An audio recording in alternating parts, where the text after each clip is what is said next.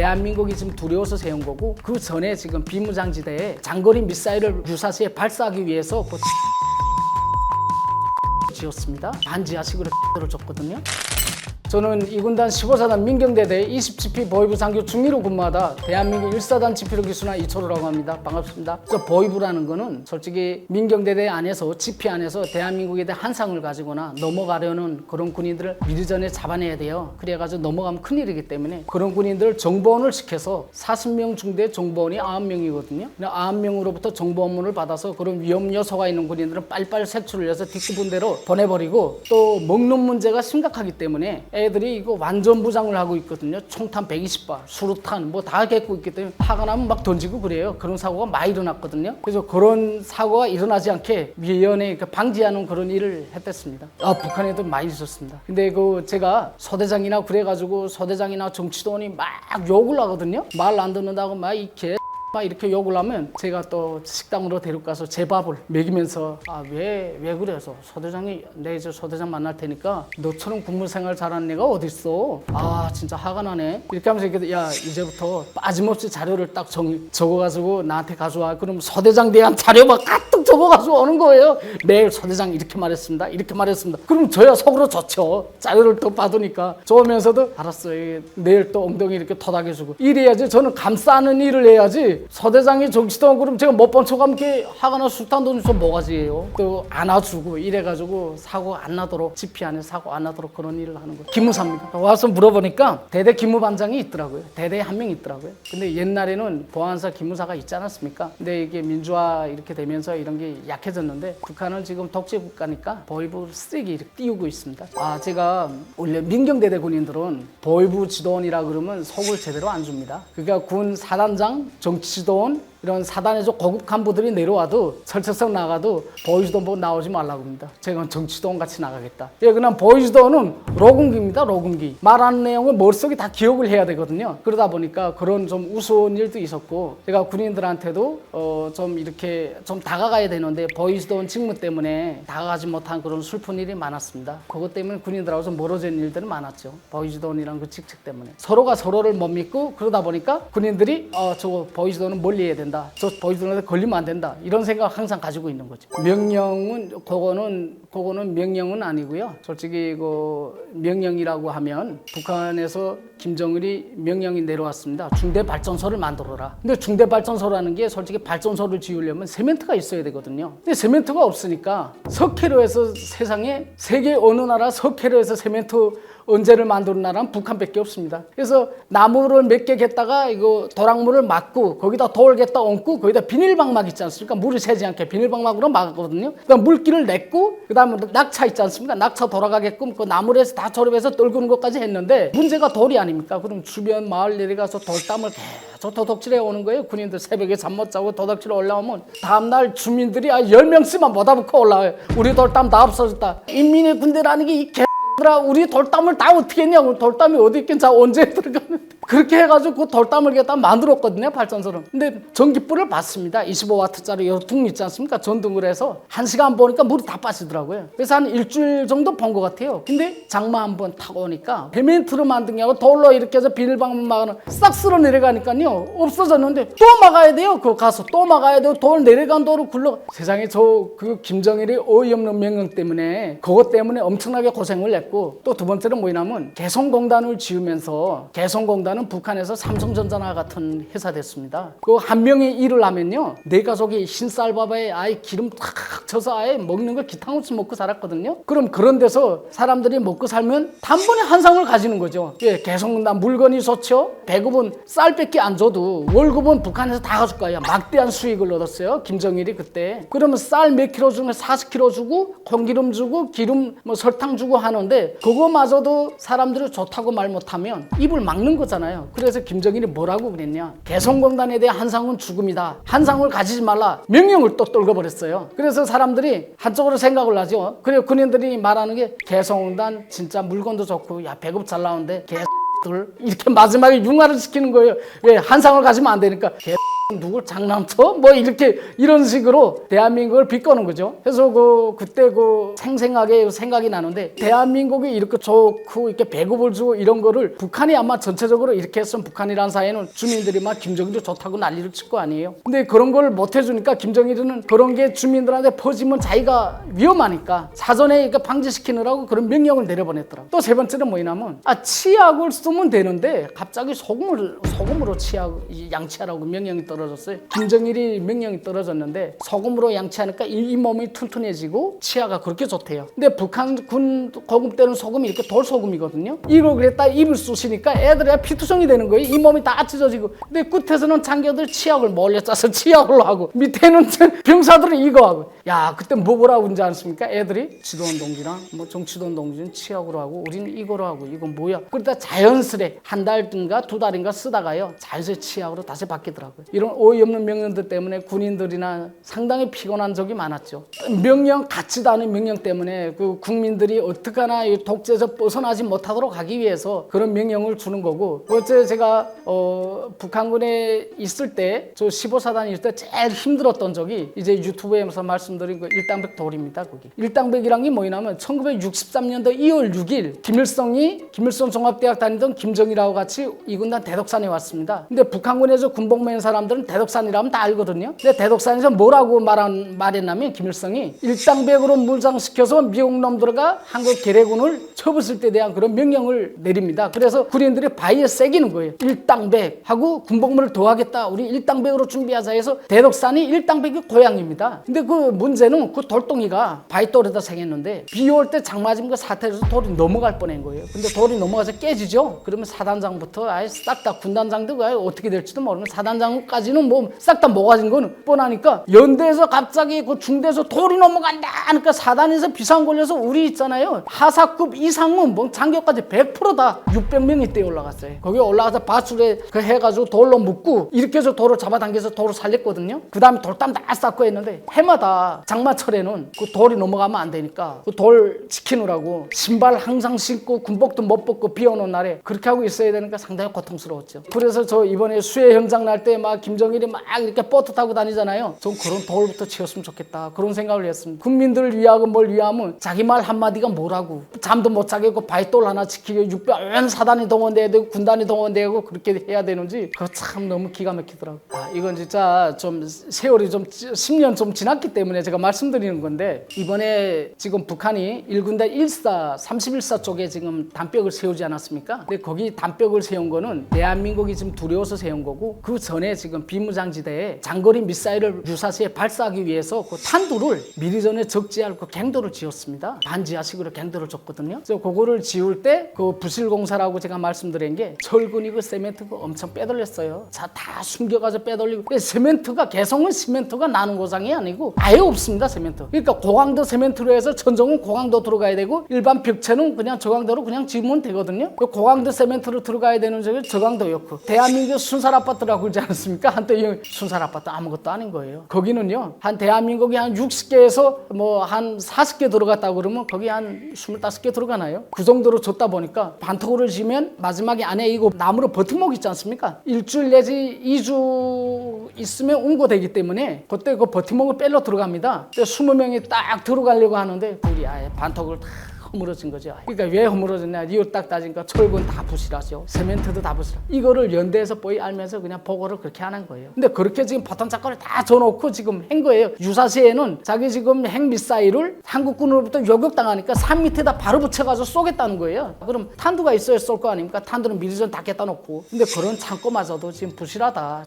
이게 지금 서쪽에 지금 동부전선 쪽에 담장을 쌓은 것도 아마 고강도 세멘트 한 삽에 몰탈 모래 두 삽 들어가고 무슨 자갈 세 삽 들어가야 된다 이렇게 비율이 있습니다. 그 비율 제대로 안 지키고 아마 다 빼돌렸을 거다. 그런 생각도 했어요. 저 비 오면 넘어갈 거다. 저게 담장 못 견딜 거다. 이런 생각도 했거든요. 엄청 부실한 담장이에요. 탱크 하나로 밀면 아마 통과 넘어갈 것 같습니다. 통과 넘어갈 거예요 아마. 그래서 이게 비밀이 된 거예요. 내부에 비밀리에 있었습니다. 들어오는 것도 일찍 새벽에 들어왔고 나가는 것도 어두워질 때 대한민국 모르게. 비무장지대라는 게 솔직히 비행기 헬기와 못 들어온다 뿐이지 중화기는 다 들어오거든요. 근데 탄두나 이런 거는 솔직히 그거 싸우면 안 되죠 거기다가. 근데 북한이 솔직히 무슨 비무장지대 이런 중립국 감독위원회 이런 규도를 지킨 적이 있습니까? 없어요, 한 번도. 자기 벨꼴대로 하는 거고 반터골도 훅을 꼭대기는 훅을 씌워놨거든요. 그 나무도 뭐 풀도 심고 해가지고 위장 다 해놔가지고 찾기도 힘들죠. 지금 그대로 탄도 아마 다 들어갔을 겁니다. 대한민국에 대해 한상을 가지면 안 되죠. 첫째, 둘째도 대한민국 한상을 가지면 안 되는 게 대한민국 처서에 딱 나오면 뭐가 보이면 야경이 보여요. 밤에 둥을 탁 켜놓으면 아마 세계적으로 그런 야경을 한번 보기 힘들 겁니다. 아마 사진으로만 봤죠. 실제 가서 한번 보시면요 엄청 멋있어요. 전 전선에 걸쳐서 이렇게 둥을 쫙 매달아놨는데 야 그거 보면 대한민국의 군사력이나 경제력이나 어느 정도라는 게 벌써 쫙 감이 오거든요. 그럼 어떻게 야 불이 밝다? 불이 밝다도 말하면 안 되는 거예요. 야 너 한상이네. 절대로 한상 그냥 눈으로만 보고 입으로는 침묵. 모든 게 다 침묵이 돼야 되는 거지. 그러면 그 또 두 번째는 뭐냐면 대한민국이 딱 그러면 앞에 보면 백합 GOP가 있거든요. 우리 용어로 백합 GOP인데 실제야 보니까 백합 GOP 맞더라고요. 한국에서도 백합 GOP인 거예요. 근데 그 뒤에 보면 사격장이 있어요. 대한민국 사격장. 하루 종일 사격을 해요. 아침부터 저녁까지. 그럼 사격 발수를 우리는 계속 적는 거예요. 애들 버처금섬에서 연달아서 점심 저녁까지 끝날 때까지 종말을 참모부에다 군단에다 보고를 해야 되거든요. 총참모부까지 직항 올라가요. 하루에 몇 발 쐈다는 거를. 그러면 그걸 보면서 무슨 생각이? 무슨 탄알이 만나서 하루 종일 쏘냐? 우리는 1년에 봄에 한번 3발, 겨울에 3발 쏘면 끝인데 저건 하루 종일 쏘네. 그러니까 대한민국이 탄알이 진짜 많다. 애들은 말 안 하도 탄알이 진짜 많다까지 말 들었는데 다 거짓말이지 이렇게 딱 융화시키니까 한상이 또 안 돼버리는 거예요. 이게 마지막에는 항상 비꼬니까 애들이 그렇게 좋다는 말을 함부로 안 하더라고요. 끌려가는 건 아니고 만약에 한상 멋지다 해서 끝나면 되는데 멋지다는 말을 계속 반복하고 다른 말을 또 그러면 심화 대상에서 그 다음에 집중관리 대상으로 되는 거죠. 집중관리 되면 정보원이 한 명이 아니라 3명을 투입시키고 그렇게 돼서 점점 심하게 다른 걸 자꾸 끌고 가는 거예요. 북한은 만드는 거예요 이거. 근데 철책선에 딱 들어가서 잡을 때 체포를 해야 되기 때문에 일반적으로 이렇게 체포를 안 해요. 나 간다 이렇게 돼서는 체포를 안 해요. 딱 나갈 때 딱 잡아야 되니까 족쇄를 채우고 이번에 한 명이 또 넘어다 이렇게 채우지 않았습니까? 족쇄에 채워서 붙들려 갔다고 그러지 않습니까? 그 군인처럼 한 명이 딱 철새에 나오도록 누구 유도를 한 것 같아요. 절대로 그런 일이 없거든요. 거기 애들이 주간에 나가겠다고 그러고 철책선 당하는 게 없어요. 딱 보니까 군대 갓 입대한 신병이에요. 민경에 대해서 잘 모르는 군인이 집대했다니까 옆에 장교들이 어떻게 거기 24시간 딱 있다가 바로 나갈 수 있습니까? 다 딴 데 있는데. 그러니까 정보원 통해서 보이스돈이 딱 듣고 이제 보이스돈이 이제 승진한 거죠. 영대고 이제 승진했을 거예요. 한 명만 잡으면요 고속 승진이에요. 보이스돈은 완전 그 실적이 어마어마하니까요. 한 명을 잡아야 되는 거예요. 한 명 죽이고 내가 사는 거예요. 쭉 올라가는 거예요. 구일은 못 하겠더라.